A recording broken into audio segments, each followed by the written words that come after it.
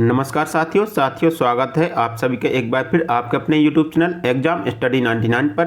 साथियों, आज हम रेलवे भर्ती परीक्षा 2025 के लिए सामान्य अध्ययन का एक महत्वपूर्ण प्रैक्टिस सेट लेकर आए हैं। साथियों, आज हम देखेंगे आरपीएफ 2019 का एक प्रैक्टिस सेट है जिसमें हम सामान्य अध्ययन के सभी महत्वपूर्ण प्रश्न देखेंगे। साथियों, यह पेपर 18/1/2019 को सेकंड पाली में पेपर हुआ था, जिसके हम सामान्य अध्ययन के सभी महत्वपूर्ण प्रश्नों को डिस्कस करेंगे। साथियों, ये सभी क्वेश्चन आपकी आगामी परीक्षा जैसे कि RRB NTPC, railway group D, Uttar Pradesh police या एसएससी जीडी के लिए अति महत्वपूर्ण होंगे। चलिए तो हम स्टार्ट करते हैं। साथियों, हमारा पहला क्वेश्चन कहता है कि यदि आपके मौलिक अधिकारों को राज्य द्वारा कलंकित किया गया है तो नागरिकों को अदालत के खिलाफ अपील करने का अधिकार है। इसमें पूछा गया कि यदि आपके मौलिक अधिकारों का राज्य के द्वारा हनन किया गया है तो नागरिकों को अदालत में इसके खिलाफ किस अधिकार के तहत या कौन सा अधिकार है जो इसके खिलाफ राज्य के खिलाफ न्यायालय में अपील की जा सकती है। ठीक है, तो यह है संवैधानिक उपचारों का अधिकार। अनुच्छेद 32 के तहत यदि आपके मौलिक अधिकारों का हनन किया गया है तो अनुच्छेद 32 के तहत कोई भी नागरिक उच्च न्यायालय या उच्चतम न्यायालय में अपील कर सकता है। तो इसका राइट आंसर ऑप्शन बी होगा। हमारा अगला क्वेश्चन है, टेबल टेनिस खेल को ओलंपिक खेलों के रूप में किस वर्ष मान्यता दी गई। इससे पूछा गया कि टेबल टेनिस खेल को ओलंपिक खेलों के रूप में किस वर्ष मान्यता दी गई थी। तो टेबल टेनिस खेल को ओलंपिक खेलों के रूप में 1988 ईस्वी में मान्यता दी गई थी। तो इसका राइट आंसर ऑप्शन बी होगा।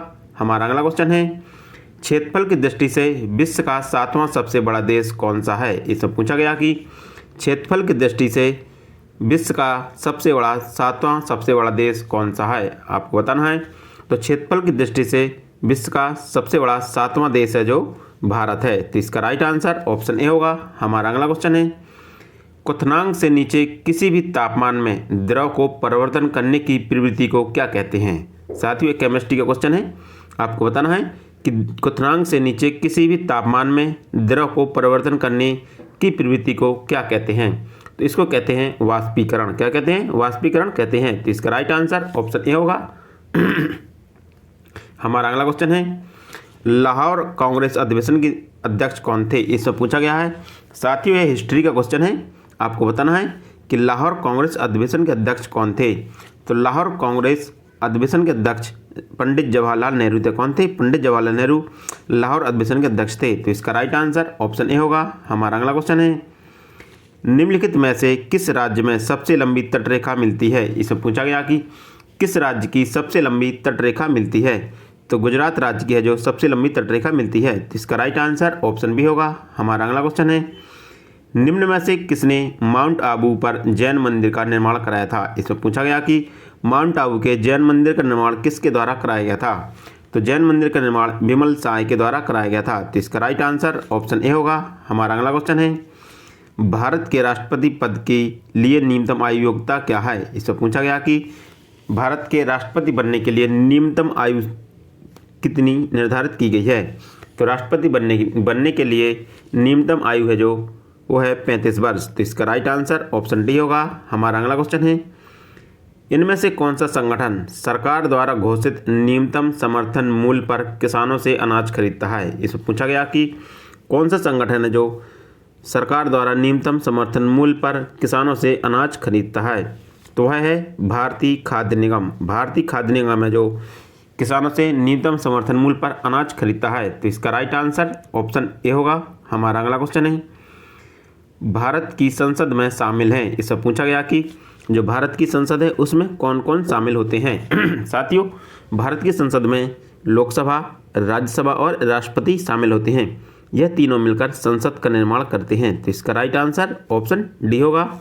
हमारा अगला क्वेश्चन है, दिल्ली में उच्च न्यायालय की स्थापना कब की गई थी। इससे पूछा गया कि दिल्ली में उच्च न्यायालय की स्थापना कब की गई थी। साथियों, ये बहुत अच्छा क्वेश्चन है और ऐसे प्रश्न लगातार परीक्षाओं में पूछे जाते हैं। तो आपको बताना है कि दिल्ली में उच्च न्यायालय की स्थापना कब की गई थी। तो दिल्ली में उच्च न्यायालय की स्थापना 1966 ईस्वी में की गई थी। तो इसका राइट आंसर ऑप्शन सी होगा। हमारा अगला क्वेश्चन है, 2003 की वित्त जिम्मेदारी और बजट परिवर्तन कानून किसके बारे में है। इससे पूछा गया कि 2003 की वित्त जिम्मेवारी और बजट प्रबंधन कानून किसके बारे में है? साथियों वैसे तो ये करंट का क्वेश्चन है, लेकिन जब जो करंट के प्रश्न होते हैं लंबे समय के बाद वो क्वेश्चन पूछ लिए जाते हैं, तो एक सामान्य क्वेश्चन के तौर पर पूछे गए हैं और ये इकोनॉमी से संबंधित क्वेश्चन है।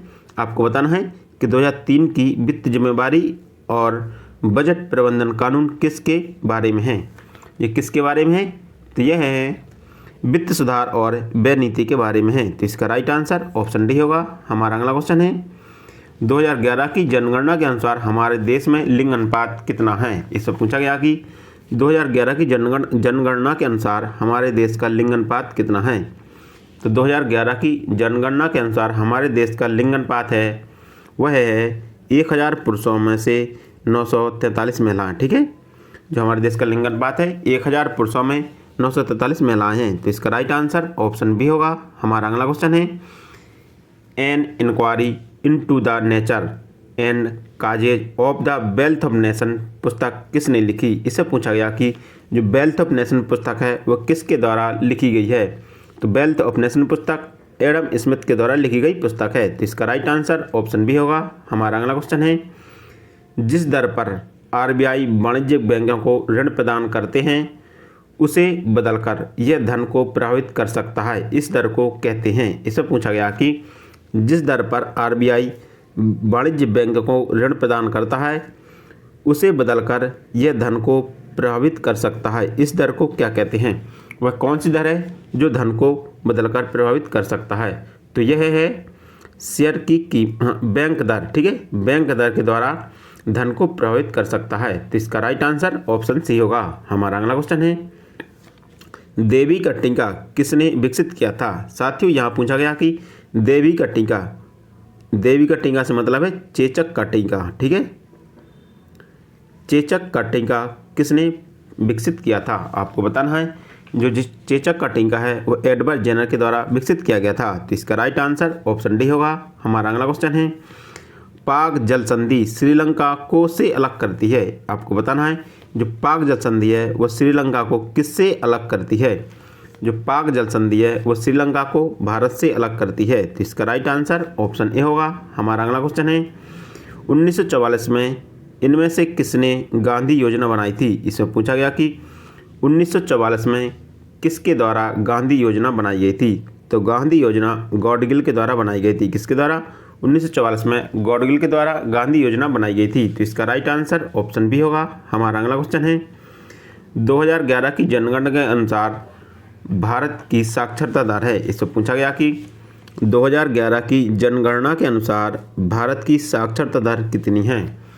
तो भारत की साक्षरता दर 74% है। कितनी? 2011 की जनगणना के अनुसार भारत की साक्षरता दर 74% है। तो इसका राइट आंसर ऑप्शन ए होगा। हमारा अगला क्वेश्चन है निम्नलिखित में से कौन सा खेल लिबेरो शब्द से जुड़ा है? इससे पूछा गया कि कौन सा खेल है जो लिबेरो शब्द से जुड़ा हुआ है? आपको बताना है तो वॉलीबॉल है जो लिब्रो शब्द से संबंधित है। तो इसका राइट आंसर ऑप्शन बी होगा। हमारा अगला क्वेश्चन है प्रोजेक्ट टाइगर किस वर्ष में शुरू किया गया था? आपको बताना है कि टाइगर प्रोजेक्ट योजना वो किस वर्ष शुरू की गई थी? तो टाइगर प्रोजेक्ट योजना 1973 ईस्वी में शुरू की गई योजना थी। तो इसका राइट आंसर ऑप्शन बी होगा। हमारा अगला क्वेश्चन है परमाणु संरचना पर काम के लिए 1922 ईस्वी में किसको नोबेल पुरस्कार दिया गया था? आपको बताना है कि 1922 में किसको नोबेल पुरस्कार दिया गया था परमाणु संरचना की खोज के लिए? तो परमाणु संरचना की खोज के लिए 1922 ईस्वी में नील्स बोहर को नोबेल पुरस्कार दिया गया था। तो इसका राइट आंसर ऑप्शन सी होगा। हमारा अगला क्वेश्चन है भारत द्वारा प्रेषित पहला सक्रिय उपग्रह कौन सा है? आपको बताना है कि भारत द्वारा प्रेषित पहला सक्रिय उपग्रह कौन सा है? तो भारत द्वारा प्रेषित पहला सक्रिय उपग्रह आर्यभट्ट है। कौन सा? आर्यभट्ट है। तो इसका राइट आंसर ऑप्शन सी होगा। हमारा अगला क्वेश्चन है निम्नलिखित में से कौन सा मस्कुलोस्केलेटल सतह से जुड़ा है? इसमें पूछा गया है कौन सा है जो मस्कुलेटल सतह से जुड़ा हुआ है? तो वह है रोमांच नाभिक है जो मस्कुलेटल सतह से जुड़ा हुआ है। तो इसका राइट आंसर ऑप्शन बी होगा। हमारा अगला क्वेश्चन है इनमें से किसके द्वारा सबने अवज्ञा आंदोलन तमिलनाडु में आयोजित किया गया था? आपको बताना है कि तमिलनाडु में सविनय अवज्ञा आंदोलन किसके द्वारा आयोजित किया गया था?